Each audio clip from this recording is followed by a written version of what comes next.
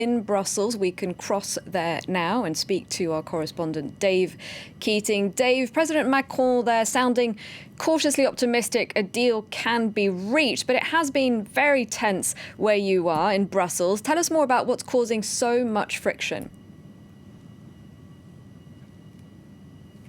Yeah, you'll notice that Macron, when entering the summit, acknowledged the tensions. That's because there have been reports going around about a real outburst he had last night against the Austrian Chancellor, Sebastian Kurz.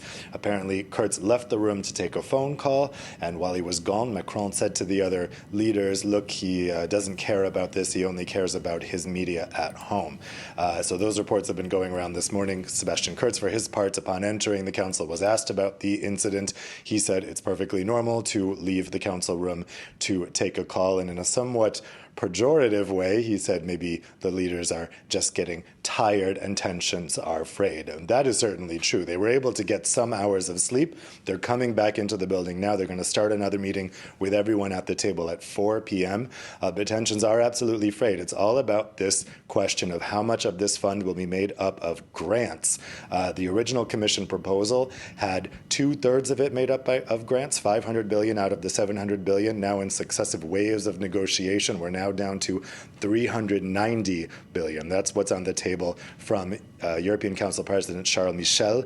This is not acceptable to Austria and the Netherlands, who don't want to go above 350, and it's not acceptable to Macron, who doesn't want to go below 400. So that's really what they're negotiating about. In terms of the overall fund, it's a relatively small amount, but it is causing some real tensions. The frugals are saying, look, our starting point here was 0. We don't want any grants. The reason they don't like the grants is because the money has to come from somewhere. This is money that individual EU member states don't have to pay back, but the EU does. It has to pay back what it's borrowed from international markets. For the very first time, the EU would be borrowing on international markets as if it were a country, using the credit of all of its 27 member states. And the northern countries, who have higher credit than the southern countries, don't really like this idea. So in their minds, they're saying, look, just that we're going to agree to anything at all is a big step. But Macron and German Chancellor Angela Merkel say, no, we really need a very, very large fund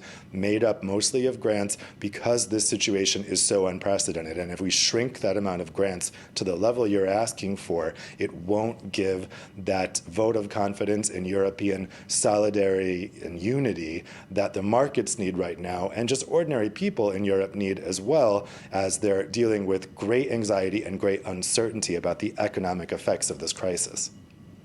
Dave, apart from grants, are there any other major issues that could get in the way of a deal?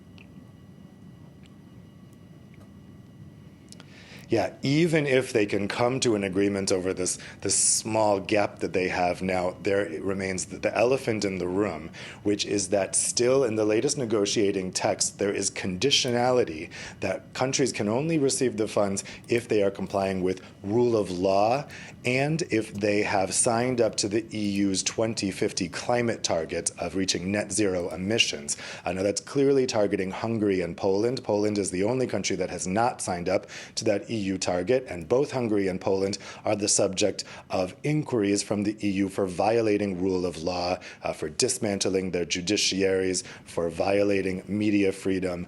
And so obviously Hungary and Poland are not very excited about that conditionality being in there. They have threatened to veto the whole budget, the whole fund, if that is in there. So even once we get this solved with the frugals, the next direction we're looking in may be east to Hungary and Poland, and seeing what can get them over the line.